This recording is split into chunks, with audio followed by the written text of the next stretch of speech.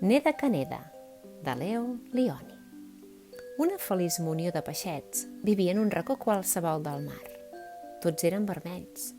Només un d'ells era tan negre com la closca d'un musclo. Nadava més de pressa que els seus germans i germanes. El seu nom era Neda que neda. Un mal dia, una tonyina veloç, ferotge i molt afamada va aparèixer com una fletxa travessant les onades. D'un sol glop es van engolir tots els peixets vermells. Només Neda que neda es va escapar. Va allunyar-se nedant pel món humit i profund. Estava espantat, sol i molt trist. Però el mar era ple de criatures fascinants i mentre nedava de meravella en meravella, Neda que neda va tornar a ser feliç.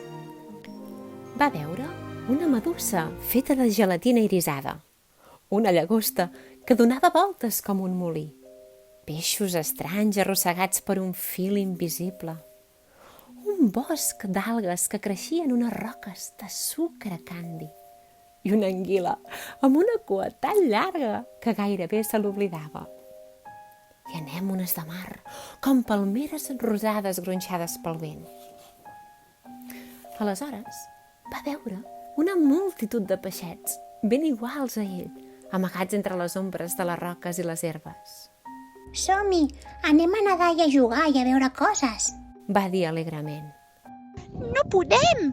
El peix gros ens menjaria. Va contestar un peixet vermell. Però no us podeu quedar aquí per sempre. Hem de pensar alguna cosa. Va dir Neda que neda.